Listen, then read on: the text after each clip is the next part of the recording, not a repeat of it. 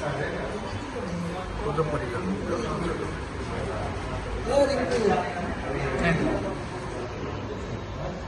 रिंकू आ गए क्या? आज 103वा जनसंवादामध्ये नेहमीप्रमाणे विविध ठिकाणचे अडचणीत सापडलेली लोक आली होती. त्याच्यामध्ये प्रामुख्याने आता सगळीकडे पुनर्विकास चालू आहे. जिथे धोकादायक झालेल्या बिल्डिंग आहेत त्या ठिकाणी त्या पाडल्या जात आहेत आणि त्या रहिवाशांना पुनर्विकास केला जातो.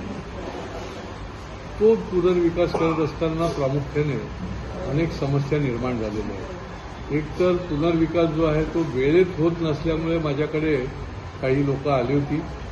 साईनाथ कृपा कोऑपरेटिव्ह सोसायटीची ही कोपरीला आहे. बघा, म्हणजे पोलीस देखील हतबल होऊ शकतात गुंडांच्या समोर. या सोसायटीतले साईनाथ कृपा सोसायटीतले सर्व सामान्य रहिवासी आले होते आणि त्यांचं म्हणणं आहे की आम्ही विकासकाला बिल्डिंग डेव्हलपमेंट करता दिली, आम्ही घर सोडून बाहेर आहोत 1 वर्ष, पण कोणीतरी गुंड येऊन त्या ठिकाणी त्याला कामच करू देत नाही. तर ताबडतोब मी आता जॉईंट कमिशनरशी बोललो आहे की हे तर मोगलाई झाली. ही बिल्डिंग ज्या रहिवाशांची आहे त्यांनी त्या विकासकाला दिली आहे. विकासक काम करायला तयार आहे, परंतु हे मध्येच त्यांना येऊन अडवणूक करतायत. अशी जगातले कुठले गुंड आहेत हे की जे अशा पद्धतीने सामान्य लोकांच्या कामाला ते वंचित ठेवत आहेत. आणि त्याच्यामुळे अशा पद्धतीने कडक कारवाई केली गेली पाहिजे. अशी जर कोणी अडवणूक करत असेल तर कायद्याचं राज्य राहणार नाही. आणि त्याच्यामुळे आता कमिशनरनी सांगितलं की तातडीने आम्ही उपाययोजना करतो. याच्यामध्ये दुसरा पुनर्विकासामध्ये देखील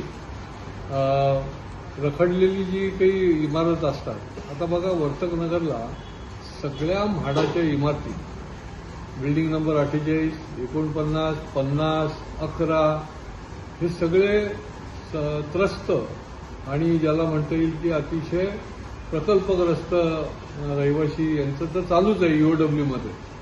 परंतु या इमारत क्रमांक 6चे लोक देखील आले होते आणि त्यांचा देखील पुनर्विकास जो आहे तो रखडलेला आहे. आता तो पुढच्या काळामध्ये आम्ही त्या ठिकाणी त्या वेळेला जे बिल्डर त्या ठिकाणी पुनर्विकास करणार होते त्यांची एक बैठक बोलवून तातडीने त्याच्यावर उपाययोजना करायला लागेल. 10 वर्ष झाली ही लोक जी आहेत ती बाहेर आहेत आणि पुनर्विकास झालेले आहे. अशी अनेक प्रकरणं जी आहेत ती पुनर्विकासाची ज्या ठिकाणी जुन्या इमारती आहेत त्या ठिकाणी सुरू आहे. बाकीची काही लोकांचं कामं झाल्यानंतर देखील ते येतात. आता मी मागच्या वेळेला पण सांगितलं होतं की धाराशिव जिल्ह्यातला एक शेतकरी होता, तो इकडे आला होता 2 आठवड्यापूर्वी आणि त्याच्या जमिनीविषयीचं काम होतं, परंतु ते काही काम पुढे जातच नव्हतं. प्रांत आणि तहसीलदार प्रांत. तर मी तहसीलदारांशी आणि दोघांशी चर्चा केली आणि आज तो पेढे घेऊन आला की त्याचं काम जे आहे ते मार्गी लागलं. अन्यथा या सामान्य शेतकऱ्याला किती वर्षे हेलपाटे मारायला लावले असते या सगळ्या मंडळींनी याची आपल्याला आपण अंदाज करू शकतो. आणि महापालिकेच्या संबंधामध्ये देखील एसटीपीचे कामगार या ठिकाणी आले होते, त्यांना पत्र दिली गेली पाहिजे, तर ती देखील पत्र दिली गेलेली नव्हती. तर त्यासंबंधी देखील विषय जो आहे त्यांचा तो आपण पुढच्या काळामध्ये मार्गी लागणार आहोत. अतिक्रमणचे विषय खूप मोठ्या प्रमाणात, जिथे तोडायला पाहिजे तिथे तोडत नाहीत आणि जिथे तोडायला नको त्या ठिकाणी जाऊन तोडलं जातं. म्हणजे हे जे सिलेक्टिव्ह काम आहे. आता बघा, गावदेवीला आग लागली, हे जर वेळीच जर जागे राहिले असते तर गावदेवी मार्केटला आग लागण्याच्या आधी ही सगळ्या व्यवस्था जर आपण करू शकलो असतो तर एवढी मोठी हे 2 बळी गेले नसते. अशीच परिस्थिती या पुढच्या काळामध्ये अनेक ठिकाणी होते आणि त्याच्यामुळे महापालिकेच्या त्या ठिकाणच्या अधिकाऱ्यांनी दक्ष राहायला पाहिजे. मी आयुक्तांना देखील सांगितलं आहे की तुम्ही कशाकरता हात हलका ठेवताय, कारवाई करा, जबाबदारी निश्चित करा, नाही तर अशा आगी लागतील. अशा पद्धतीने मोठ्या प्रमाणामध्ये आपलेच बळी गेले ना. गावदेवीच्या मार्केटमध्ये शेवटी बळी कोण गेलं तर महापालिकेचे कर्मचारी अधिकारी त्या ठिकाणी, सिक्युरिटी गार्ड आणि अग्निशमन दलाचे त्या ठिकाणी बळी गेले.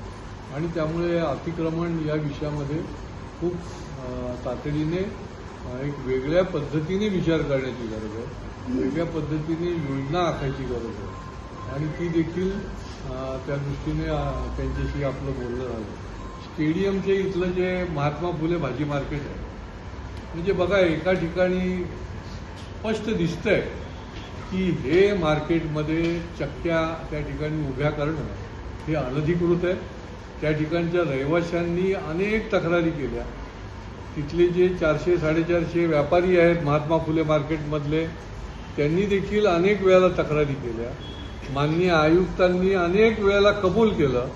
एकदा तर माननीय आयुक्तांनी माझी पण दिशाभूल केली की हे आम्ही बंद केलेल्या चक्क्या आणि इलेक्ट्रिकच्या चक्क्या ज्या आहेत त्या आम्ही होऊ देणार नाही, त्या अनधिकृत आहेत, अमुक आहे तमुक आहे. आणि तरी देखील त्या चक्क्या चालू आहेत.